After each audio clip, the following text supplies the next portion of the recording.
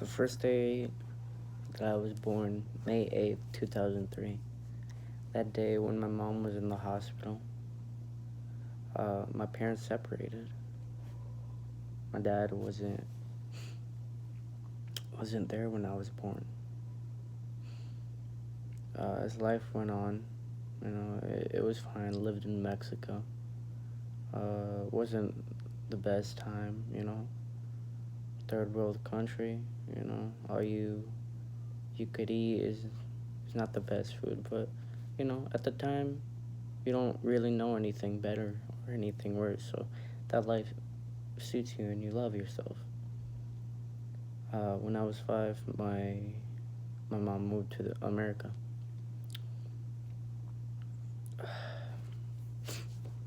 Mom moved to America, and I had to live with my dad for 3 years. There was nothing wrong with that because obviously I love my dad, but he was in the best situation.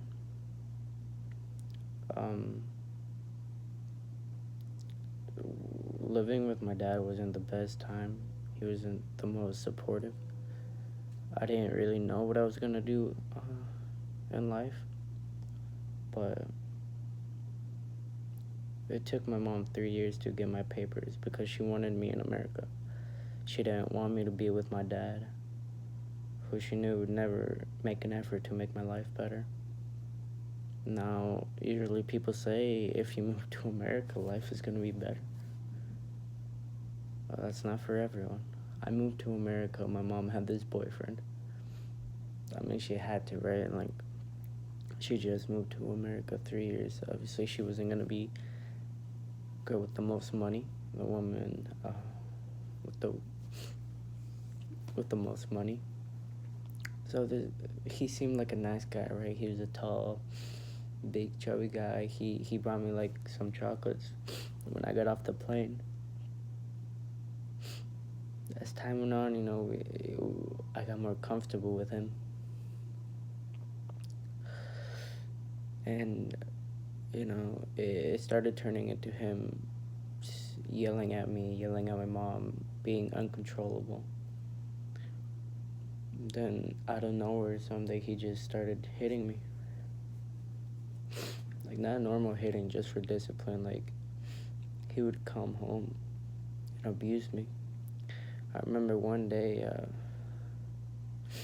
I came home from my last day of school in summer vacation. And I brought my little brother a soccer ball that I won as a trophy. And that man popped the ball. And he put me in the bathroom. He put my pants down. He grabbed the belt and angrily hit me. And told me that I was a mistake. It shouldn't have ever been born, and that I was just another disgrace, and just malicious words like that. And it hurt me. I was only like 9 or 10 when that stuff happened. And then he just like sent me to my room, and I couldn't come out. I was stuck there. The time went on, I kept on getting abused. I think I called the cops like 5 times. I talked to my counselor at school, but every time the cops came to the house, I had to deny it. And right after, my mom would call my stepdad at the time and tell him that the cops went to the door. And for doing that, he beat me. He didn't want anyone to find out. He thought his way of disciplining supposedly was good, that I was going to learn a lot from being abused. And my mom couldn't do anything, right? She was just trying to support me. He's a big guy. For all I know, he could have knocked her out earlier. But life kept going. I think I was 11, like 10 and a half or 11. We were having a garage sale. My stepdad at the time came home from work, and he he hit me because I was using a device that I wasn't supposed to, but my mom let me at the time. So he grabbed me by the hair and threw me, and I started crying. Like that stuff hurt. I went to my mom, and something went across in her mind that, all right, this has been enough. She went to defend me. She started yelling at him,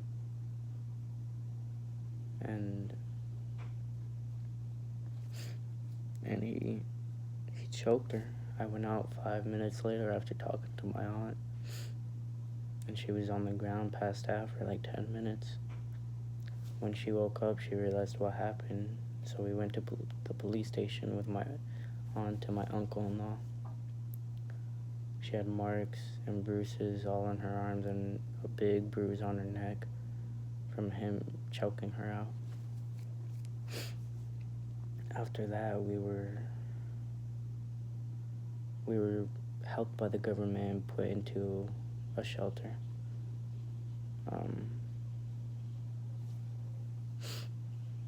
That shelter, my mom had nothing. She had to take care of me, my brother, and my sister. And she still didn't have them, like, they still had to fight custody over them. And they're still doing it now.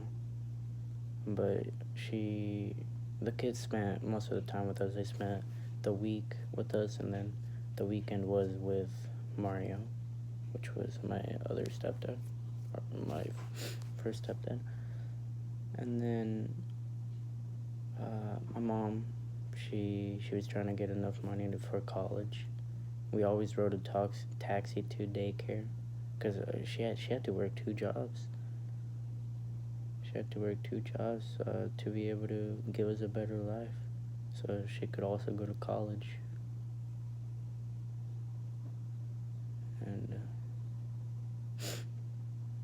she finally got enough money to buy a car. It wasn't the best car, barely worked, but it was something, she was proud of it. She bought me and my siblings something just for her to be able to feel happy about the things she's done. Then she was able to go to college soon.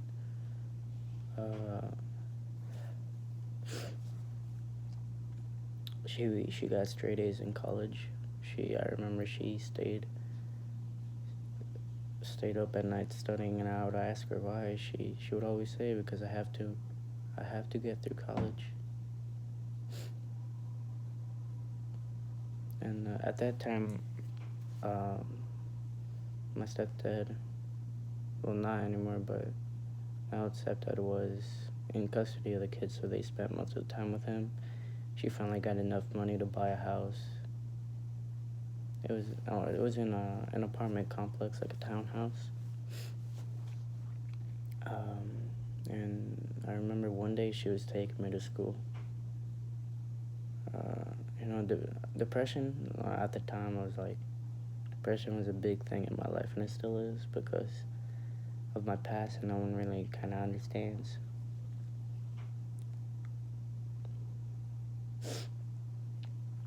I remember she was taking me to school one day in the car. She spent so much hard work, and she didn't look okay.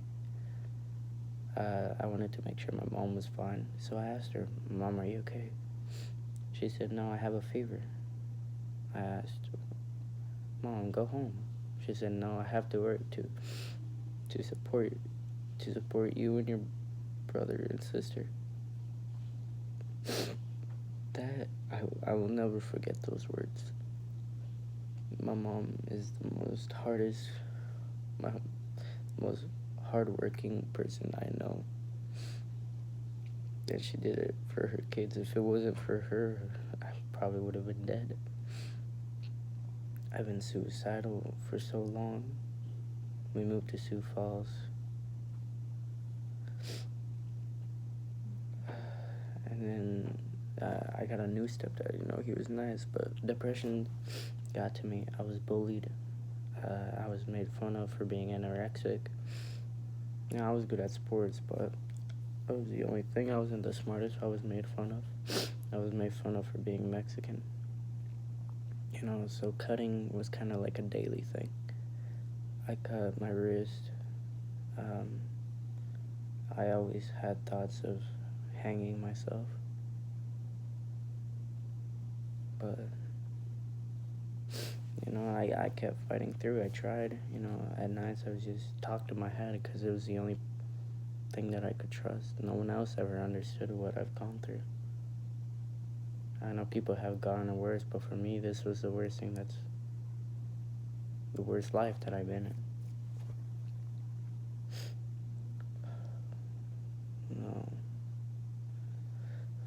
Depression is something that many people who don't understand. It's not something you can control. You know, I could be the happiest person, and then the next day, I can be thinking about killing myself. Because I worry too much about the future. I'm self-conscious. No one understands. I'm nice to everyone because I have sympathy for other people. Like, I know how people feel. I put myself in their shoes and how they would feel if I did something. But still, people take nice people for granted. Life sucks. Maybe I won't live a full life. Maybe someday I will actually attempt to commit suicide. I mean, I have attempted before, but maybe someday I'll succeed. I just want everyone to power through the hard times. Thanks for watching.